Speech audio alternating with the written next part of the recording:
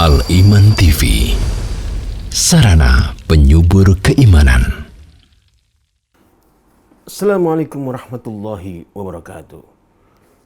Innal hamdalillah nahmaduhu wa nasta'inu wa nastaghfiruh wa na'udzu billahi min syururi anfusina min sayyiati a'malina.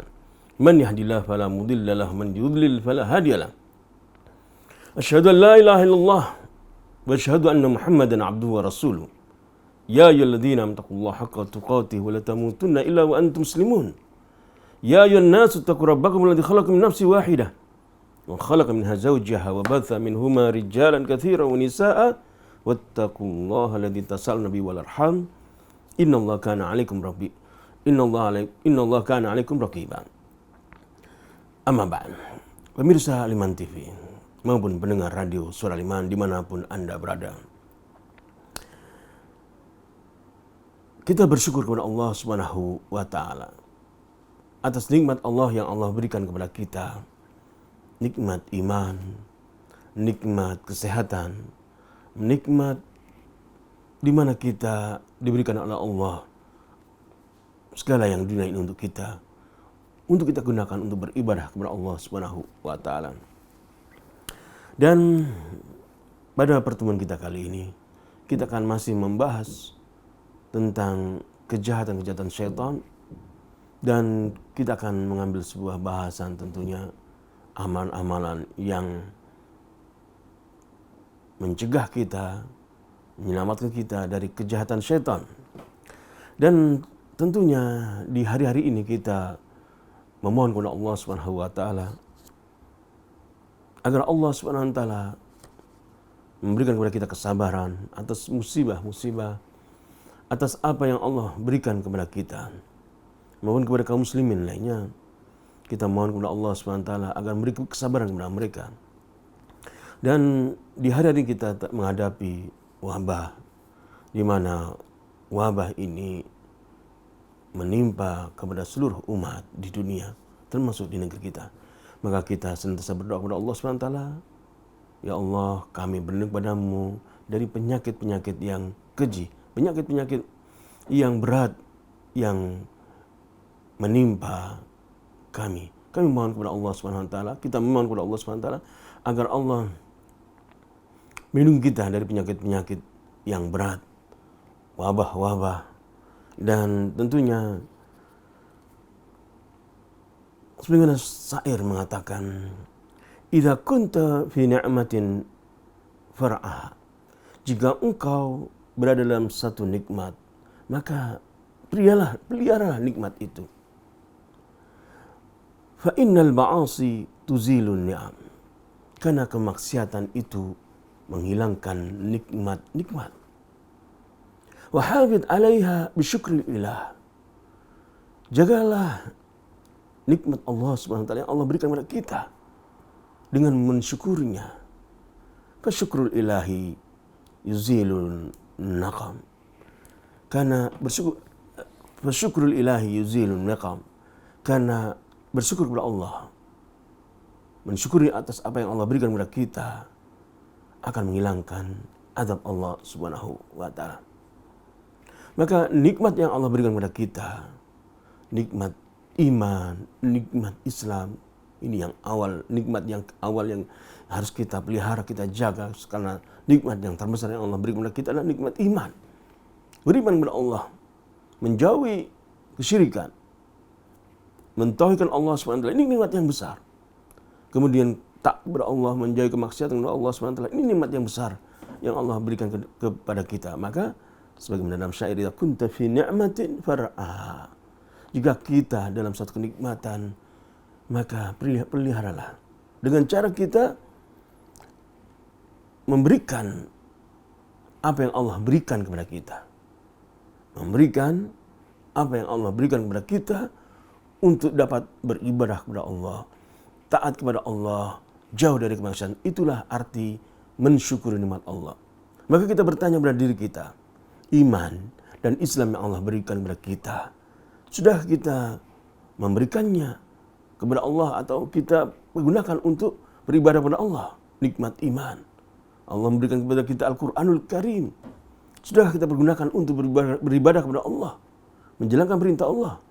Allah memberikan pada nikmat kita, yaitu kita bisa mendengar hadis-hadis Rasulullah SAW, sabda-sabda Nabi. Apakah kita pelihara nikmat itu dengan menjaganya, dengan mengamalkannya, atau kita buang begitu saja? Tergantung kita, apa yang kita mau dalam kehidupan dunia ini. Tentunya bukan makna bersyukur adalah coba kita mengucapkan alhamdulillah, alhamdulillah, alhamdulillah gitu aja. Atau mengucapkan la ilaha illallah, la ilaha. Bukan itu saja. Namun iman adalah kita mengimani dalam hati, mengucapkan dengan lisan, dan mengamalkan dengan anggota tubuh kita. Nikmat yang terbesar, nikmat iman. Allah menurunkan iman kepada hati kita. Allah turunkan Al-Quran kepada Rasulullah SAW. Kemudian sampai kepada kita. Kita membacanya. Kemudian kita beriman kepada Allah. Setelah membaca Al-Quran. Membaca hadis-hadis Nabi. Nikmat besar. Nah, di antara nikmat yang Allah berikan kepada penduduk Indonesia adalah nikmat tegaknya dakwah tauhid. Dakwah sunnah di negeri kita. Bermacam-macam dakwah.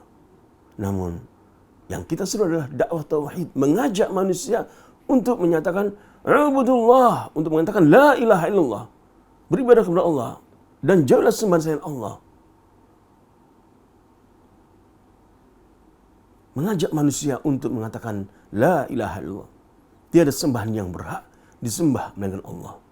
Kemudian setelah itu kita bersyukur dengan adanya ajaran-ajaran Nabi yang terdapat dalam hadis-hadis Nabi, dalam Al-Quran dan hadis Nabi, baik itu masalah akidah, muamalah, akhlak, hukum dan sebagainya. Kita bersyukur kepada Allah Subhanahu wa taala. Maka kita bertanya kembali kepada diri kita, apakah kita ini sudah termasuk manusia yang bersyukur? Atau jangan-jangan kita ini termasuk dalam firman Allah, faqalilun min ibadiyasy syakur, maka sedikit sekali dari hambaku yang bersyukur.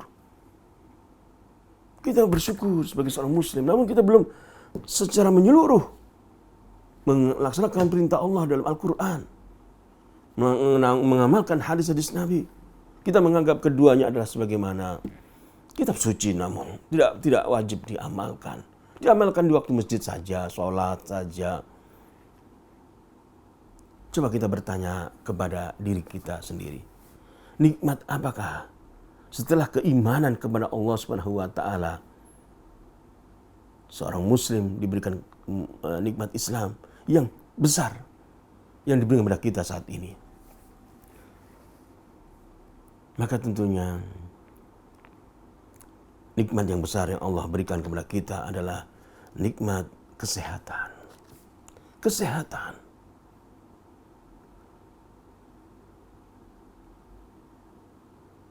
Kesehatan yang Allah berikan kepada kita saat ini itulah nikmat yang besar.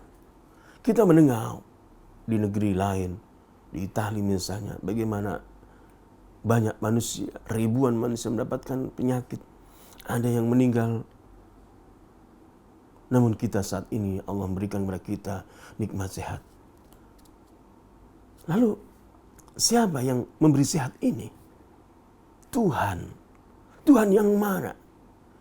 Tuhan Allah yang Maha Esa, yang telah memberi kenikmatan kepada kita, memberi keimanan kepada kita, memberi kemerdekaan kepada penduduk Indonesia.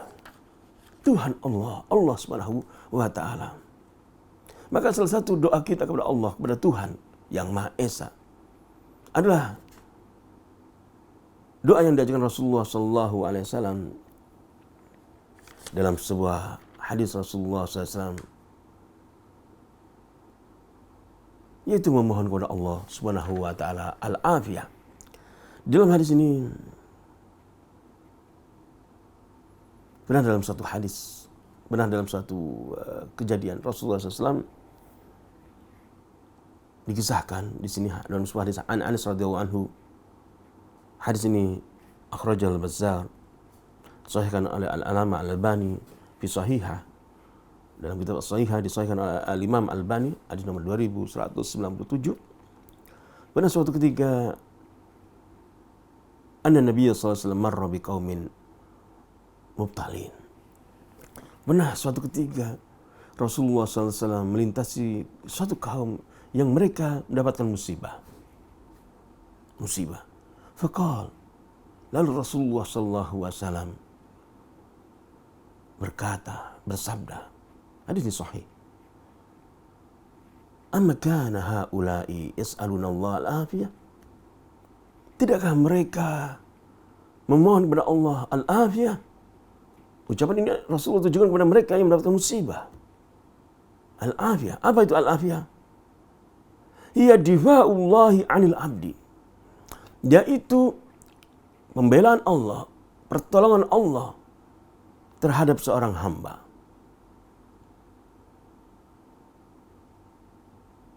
Pertolongan Allah kepada seorang hamba. Ini adalah makna dari al-afiyah. Allahumma inni as'aluka al-afiyah. Ya Allah, tolonglah kami ya Allah. Tatkala kita mendapatkan musibah seperti yang saat kita lihat, kita tadarru, yang mana Allah SWT banyak kita lupakan. Seolah-olah dunia ini yang mengatur kita tanpa ada campur tangan, yaitu tanpa pengawasan dari Allah SWT. Kita lupa untuk memohon doa kepada Allah. Ya Allah, tolonglah kami ya Allah. Kita lupa memohon istikharah kepada Allah tatkala kita menetapkan satu keputusan, yaitu pilihan. Kita lupa istikharah kepada Allah. Ya Allah, padahal di situ ada doa istikharah. Ya Allah, aku memohon istikharah, pilihan yang baik darimu ya Allah. Mohon pertolongan Allah Subhanahu wa taala. Banyak kesombongan diri kita yang melupakan kita dari Allah Subhanahu wa taala. Bahwasanya Allah adalah Malik Yaumiddin, Raja. Allah adalah Raja, penguasa. Benar, kita di dunia ini mampu untuk memutuskan segala sesuatu. Namun kemampuan kita di bawah daripada Malik Yaumiddin, Raja di hari pembalasan.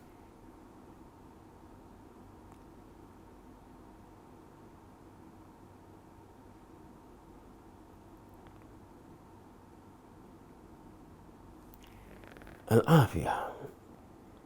Rasulullah SAW mengajarkan kepada sahabatnya untuk memohon al-afiyah. Pertolongan dari Allah. Memohon pembelaan dari Allah. Keselamatan dari Allah yang diberikan kepada hambanya. Dalam hadis yang lain,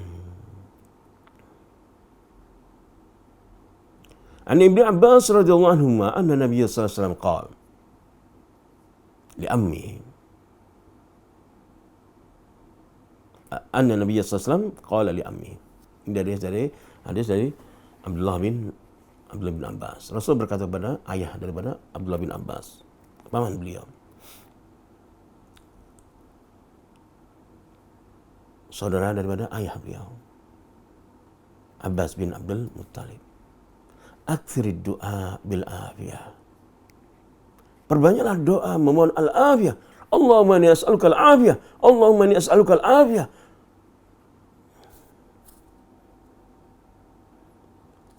Khususnya pada saat-saat ini, tatkala kita mendapatkan dan negeri kita mendapatkan wabah, virus misalnya, maka berbanyaklah membaca mohon kepada Allah al-afiyah. Allahumma inni as'aluka al-afiyah. Ya Allah, Allahumma inni as'aluka al-afiyah. Sambil mengoreksi diri. Apakah keyakinan saya, akidah saya, perintah-perintah Allah sudah kita lakukan, kita turuti? Apakah kita masih menjadi manusia yang sombong, membangkang, memilih-milih? Ya Allah, kami taat pada perintah-Mu di masjid saja, waktu sholat. Namun di luar sholat, waktu di kantor, kami tidak taat. Apakah masih ada kesombongan seperti itu? Nah, kita baru terasa saat seperti ini. Tatkala Allah yang kita membaca setiap saat dalam surah Al-Fatihah. Alhamdulillah Rabbil Alamin. Segala puji bagi Allah, Rabb alam semesta. pencipta, pengatur alam semesta, semua yang ada. Hujan, angin, wabah. Tidak kita memohon pertolongan kepada Allah, ampunan dan afiat.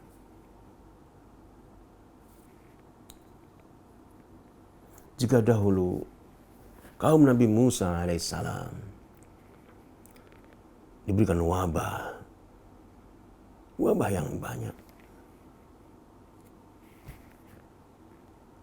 kata ada di mana-mana,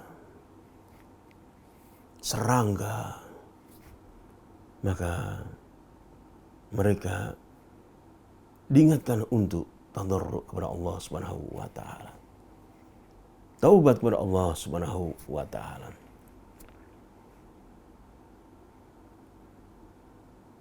Jadi kejadian-kejadian alam yang ada ini bukanlah hanya peristiwa alam yang kita bisa mengeluarkan teorinya. Sebagaimana peristiwa misalnya ditenggelamkannya penduduk dengan tanah yang berputar seperti di blender misalnya. Kemudian kita membuat teori bahwasanya ini karena lempengan di lautan bergerak begini. Kita tidak mengungkapkan Allah Subhanahu wa taala mengatur semuanya.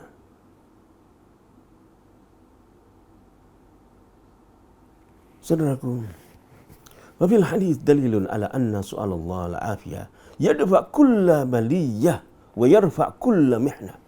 Hadis tadi yang kita membaca telah Rasulullah SAW melintasi satu kaum. Lalu kaum itu ternyata terkena musibah. Entah apa itu musibahnya. Tertimpa penyakit atau apa. Tidak disebutkan di sini. Maka Rasulullah SAW mengatakan, amakana haula'i yas'aluna Allah al-afiyah. Tidakkah mereka kaum yang tertimpa musibah itu memohon al-afiyah?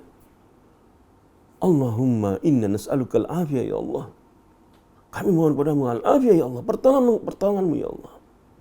Agar kami lepas dari wabah, dari bencana. Tolonglah kami ya Allah. Hadis ini menunjukkan bahwasanya permintaan kepada Allah Subhanahu wa taala al-afiyah ini dapat mencegah, menolak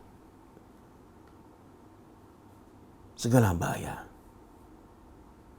atau setiap bencana yang menimpa, mengangkat ujian yang Allah berikan, timpakan kepada satu kaum. Walihada ja'ala sallallahu alaihi wasallam hadzal istifham bimakna istinkar. Oleh itu Rasul mengatakan, mengapa mereka tidak meminta kepada Allah al-afiyah? Yaitu perintah, seperti perintah, mintalah kepada Allah al-afiyah. Istingkar, pengingkaran. Fa'ka'annahu qala lahum, seolah-olah Rasulullah mengatakan kepada mereka, kaifa tatrukuna anfusakum bi hadhil mihna wal ibtila' wa antum tajiduna Allah wa antum tajiduna ad-dawa al-hasim laha lima asabakum minha wa huwa ad-du'a bil afiyah wal istijba'u hadhil mihna nazila bikum bi hadhihi ad-da'wa al-kafiyah. Seolah-olah Rasul mengatakan mengapa mereka tidak memohon al-afiyah kepada Allah SWT. Bagaimana mereka meninggalkan diri mereka tertimpa bencana ini. Sedangkan mereka mendapati obat yang ampuh dari apa yang menimpa mereka. Bukankah wabah ini belum ada obatnya?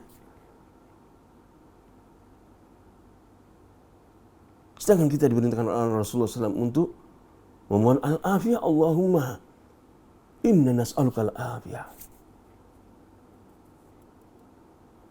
Ad-du'a bil afiyah. Itulah obatnya.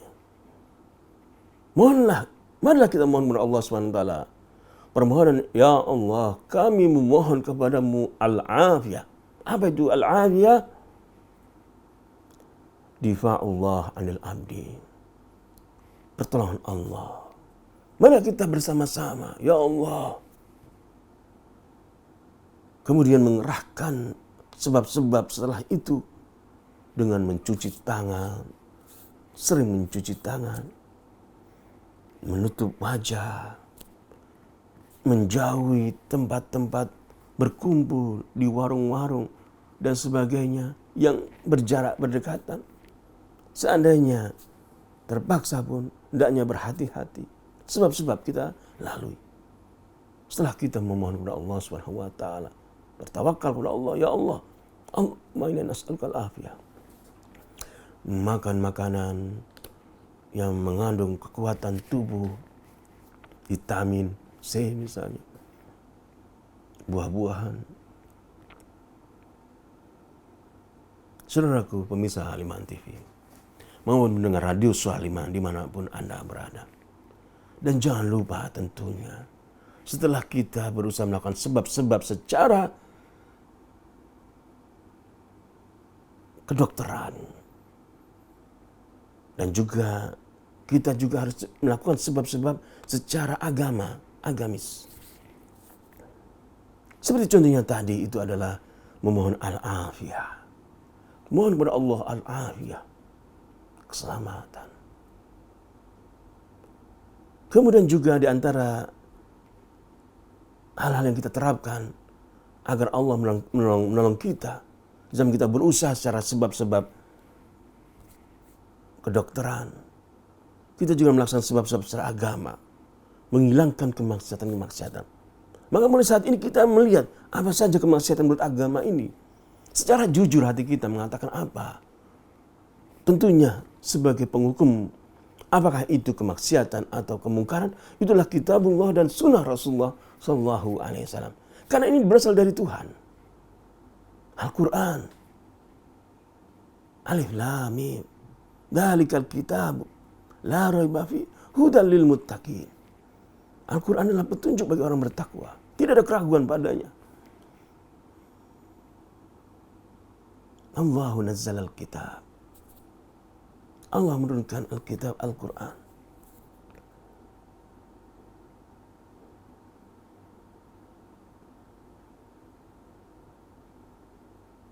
Fa in kuntum fi raibin mimma nazzalna ala abdina fa'tu bi suratin.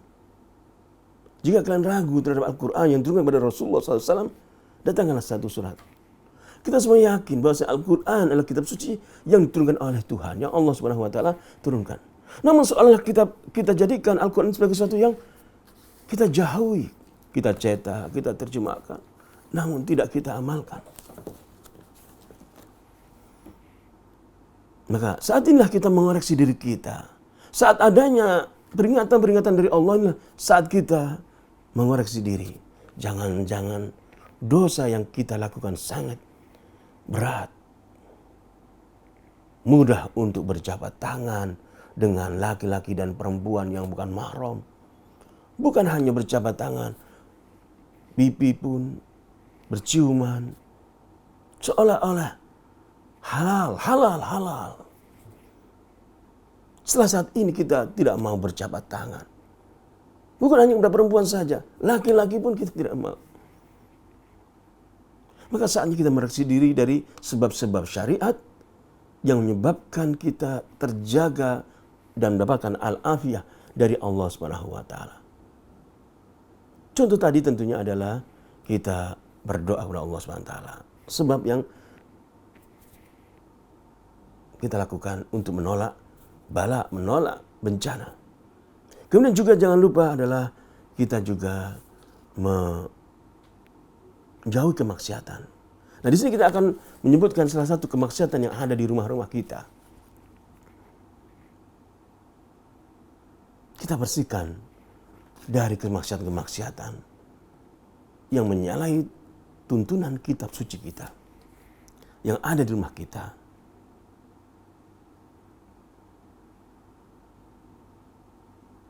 Mari kita dengarkan hadis-hadis berikut ini. Sebuah hadis yang disahihkan oleh Imam Albani, dihasan oleh Imam Albani di Sahih Al-Jami'. An Anas radhiyallahu anhu qala Rasulullah SAW sautani mal'unani fid dunya wal akhirah. Ada dua suara. Nah, di sini kita arahkan ke rumah kita dulu. Apakah ada dua suara ini? Dua suara yang dilaknat oleh Allah Subhanahu wa taala. Mizmarun inda ni'mah, seruling, alat-alat musik saat mendapatkan kenikmatan. Marannah inda musibah, tangisan-tangisan, ratapan-ratapan saat mendapatkan kematian, kemudian meratapi, menyobek-nyobek, tidak beriman kepada takdir Allah SWT.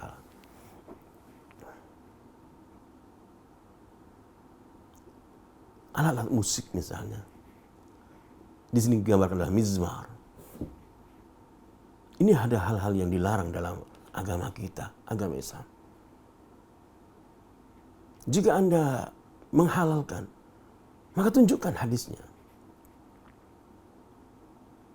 Datangkan pemahamannya tentang hadis dan ayat-ayat Allah Subhanahu wa taala.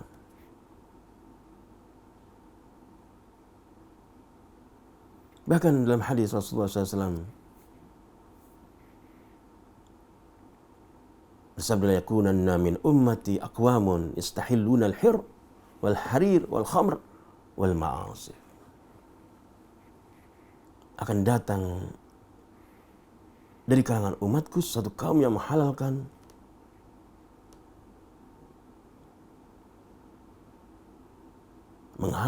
musik-musik, sutra, khamr, alat-alat musik. Nah, hadis ini tentunya bisa kita lihat atau bisa kita cocokkan dengan firman Allah SWT di dalam surat Luqman ayat ke-6. Di mana Allah Ta'ala firman, "Minan nasi man yashtari lahwal hadits liyudilla an sabilillah bighairi ilm." Di antara manusia ada manusia yang menggunakan perkataan-perkataan atau hal-hal yang tidak bermanfaat untuk menyesatkan dari jalan Allah bighairi ilm, tanpa ilmu. Abdullah bin Mas'ud tatkala ditanya apa itu lahwal hadis, maka beliau menjawab wal ghina walladzi la ilaha illallah. Beliau mengatakan demikian. Yuraddiduha thalatha marrat. 3 kali beliau mengatakan wal ghina la ilaha illallah walladzi la ilaha illallah. Wal ghina, lahul hajjal ghina.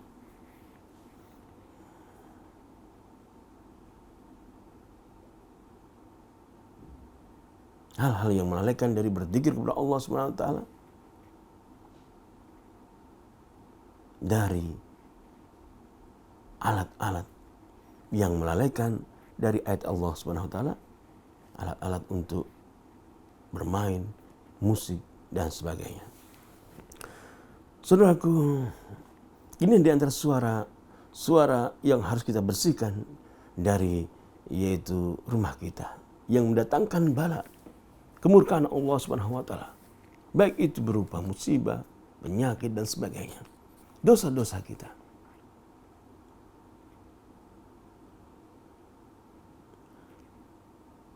Seorang ulama mengatakan, qala Sya'bi, innal ghina yanbudun nifaq fil qalb. Sesungguhnya alat-alat musik yang dimainkan itu akan menumbuhkan nifaq, kemunafikan di dalam hati. Kemudian budul ma azra, sebagaimana air akan menumbuhkan tanaman-tanaman. Ini gambaran seperti itu. Wa inna dzikra yanbudul iman fil qalb kama yanbudul ma azra. Dan sesungguhnya zikir kepada Allah, baca Al-Quran, salat, beribadah kepada Allah, itu akan menumbuhkan keimanan dalam hati. Sebagaimana air menumbuhkan tanaman-tanaman. Jadi kita ini mempunyai tanaman-tanaman. Itu hati kita. Kita tumbuhkan dengan apa? Dengan zikir kepada Allah, mengaji, membaca Al-Quran, tanpa diiringi dengan alatan musik tentunya, alat baca ayat Allah. Atau kita sebaliknya. Jika kita menumbuhkan hati kita dengan keimanan kepada Allah, maka tumbuhkanlah dengan zikir. Yaitu dengan hal-hal yang diridhoi Allah Subhanahu wa taala. Mengaji, belajar, membaca ilmu yang bermanfaat bagi agama kita.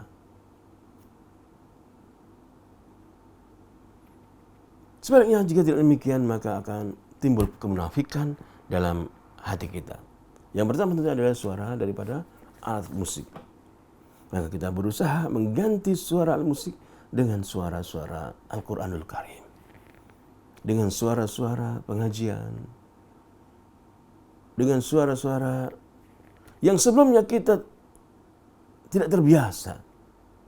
Juga ada pertanyaan, Ustaz sangat berat Ustaz meninggalkan suara yaitu dendangan halus, ya, petikan gitar. Memang berat. Namun jika Allah SWT telah memberikan petunjuk kepada hati kita, dan kita mohon kepada Allah, ya Allah, aku mohon kepada Engkau ya cinta padamu ya Allah. Aku mohon kepada Engkau ya Allah amalan-amalan yang menjadikan cinta kepadamu ya Allah. Dan aku berlindung diri kepada Allah. Aku berlindung diri kepada Engkau ya Allah dari membencimu. Dan jauhkan aku dari amalan-amalan yang menjadikan aku benci kepada Engkau ya Allah. Kita mohon kepada Allah. Allahumma inni as'aluka hubbaka wa hubba amalan yuqarribuna ila hubbik. Kita mohon kepada Allah Subhanahu wa taala cinta kepada Allah. Cinta amalan-amalan yang menjadikan kita cinta kepada Allah, dicintai oleh Allah, yang mana Allah akan memberi kemampuan kita untuk dapat menjauhi kemaksiatan. Saudaraku, pemirsa Al-Iman TV maupun pendengar Radio Suara Iman, apakah Rasulullah SAW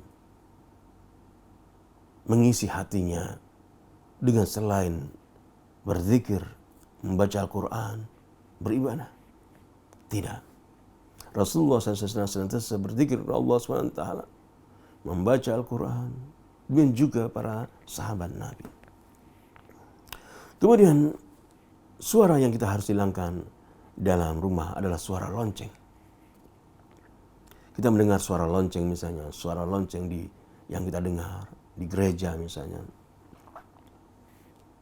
Karena Rasulullah SAW bersabda dalam sebuah hadis yang diriwayatkan oleh Abu Hurairah radhiyallahu anhu, anna Nabi SAW qala, al-jarasu mazamirus syaitan. Bahasanya lonceng itulah seruling dari syaitan. Lonceng adalah temannya syaitan dalam hadis ini. Seruling syaitan. Maka kita jauhkan rumah-rumah kita dari suara lonceng. Terutama di sini adalah jam-jam yang besar yang bersuarakan seperti lonceng, ya.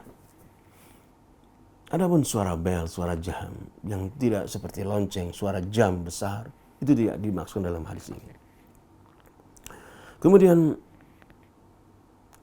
dari Aisyah radhiyallahu anha dalam hadis, ya, hadis ini akhraj Abu Dawud dan dihasankan oleh Al-Imam Al-Albani. Diriwayatkan oleh Abu Dawud, dihasankan oleh Al-Imam Al-Albani. An Aisyah radhiyallahu anha qalat, Aisyah berkata, sami'tu Nabiy sallallahu alaihi wasallam yaqul, la tadkhul malaikah baitan. Malaikat tidak akan masuk sebuah rumah. Rumah bagaimana yang dimaksud? La tadkhul malaikatu baitan. Bahwasanya malaikat tidak akan masuk sebuah rumah. Rumah mana yang dimaksud? Ya. Ini ciri-cirinya. Fihi jarasun. Yang di dalamnya ada lonceng. Ya. Maka bisa Anda ganti jika tatkala Anda mempunyai lonceng yang bersuara atau jam dinding yang bersuara seperti suara lonceng gereja, Anda ganti. Ya. Misalnya jam suara bel di sekolahan, Anda ganti dengan hal-hal yang jauh daripada suara lonceng yang dimaksud. Kemudian juga membersihkan dari dua suara ini harus kita lakukan agar tidak ada bala karena melanggar perintah Tuhan. Karena melanggar perintah Tuhan ini akibatnya adalah bencana yang kita tidak sadari, tidak kita ketahui. Belum lagi tentunya amal-amalnya yang lain dari kemaksiatan, misalnya kemaksiatan kepada Allah berupa mempersekutukan Allah, berbuat kesyirikan. Ini hal-hal yang mendatangkan bencana. Maka di sini kita masing-masing diri kaum muslimin mengukur diri kita, menegur diri kita, menegur diri kita ini. Apa yang membuat negeri kita mendapatkan bencana berulang-ulang saat ini wabah? Kita tentunya sebagai seorang yang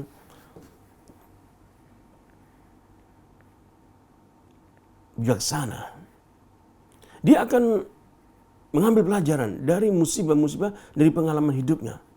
Kenapa saya begini gagal? Kemana yang terjadi begini? Dia akan berpikir berulang-ulang. Tentunya kita sebagai manusia yang agamis, yang tentunya menyatakan bahwasanya Allah SWT yang Maha Esa, mengembalikan juga kepada Allah SWT.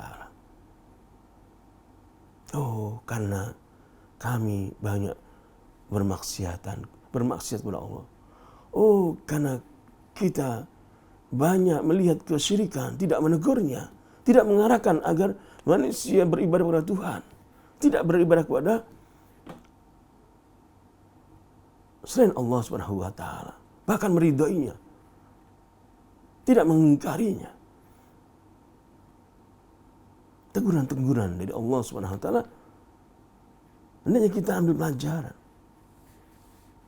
Bukankah sering kita mengatakan pengalaman itu adalah guru yang terbaik? Mengapa kita tidak mengambil pengalaman kita sebagai manusia? Mendapatkan musibah ini, mendapatkan ini. Kenapa demikian?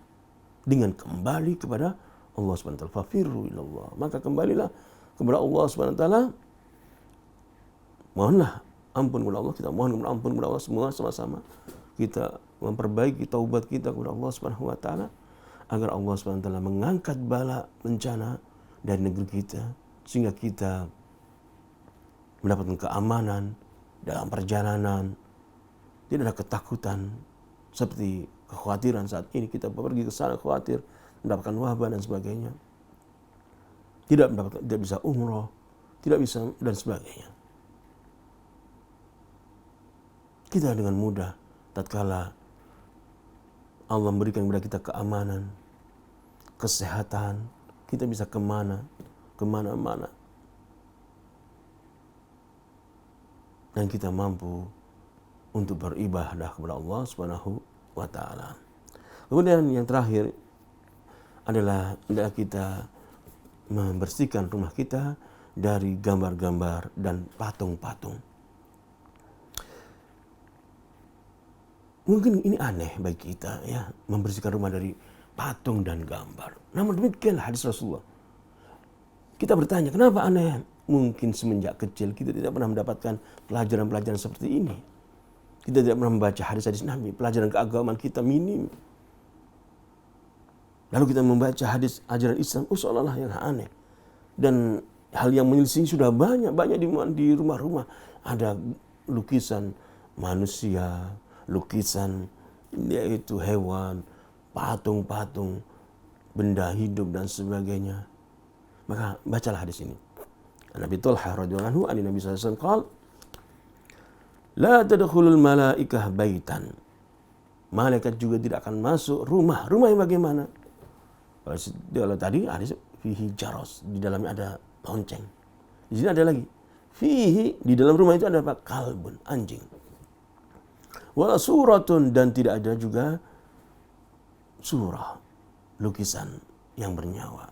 Maka jika Anda pencinta sendi, terus kemudian Anda senang melukis, senang menggambar, kemudian Anda mendapatkan hadis ini, mendengar hadis ini, rubahlah cinta Anda yang dahulu Anda cinta menggambar wajah manusia, menggambar makhluk bernyawa, gambarlah pemandangan, bandalan pantai, bunga, pohon, hal-hal yang mati, jamadat. Karena Rasulullah bersabda, la tadkhul malaikatu baitan fihi kalb wala surah. Tidak ada rumah, malaikat tidak akan masuk ke rumah yang di dalam terdapat kalb, anjing dan gambar. Dan hadis ini juga menunjukkan tahrimus suwar, diharamkannya gambar maupun menggambar, ya.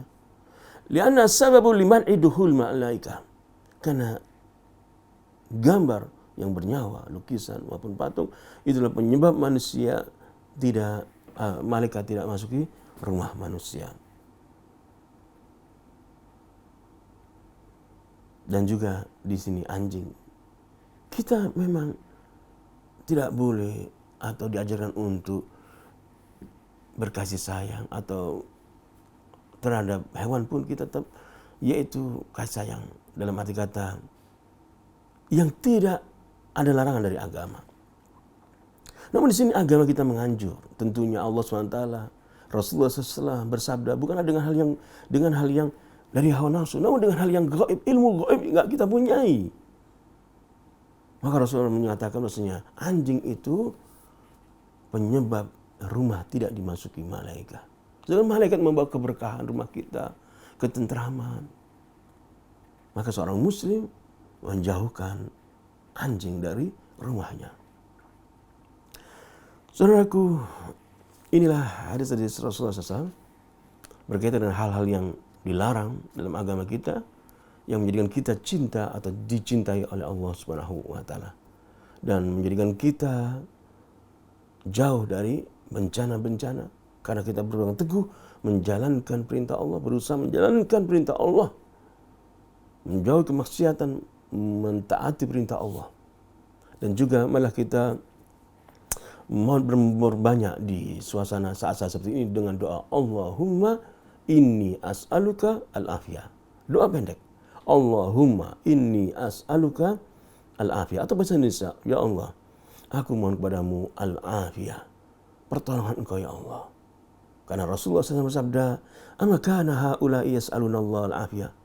Tatkala Rasulullah melihat satu kaum tertimpa musibah, maka Rasulullah mengatakan, tidakkah mereka memohon al-afiyah kepada Allah, pertolongan, perlindungan kepada Allah Subhanahu atau dari Allah Subhanahu wa taala.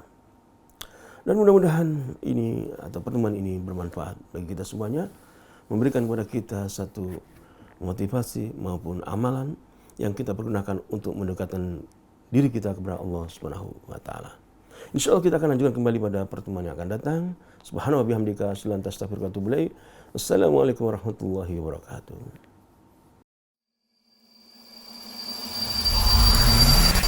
Al Iman TV, sarana penyubur keimanan.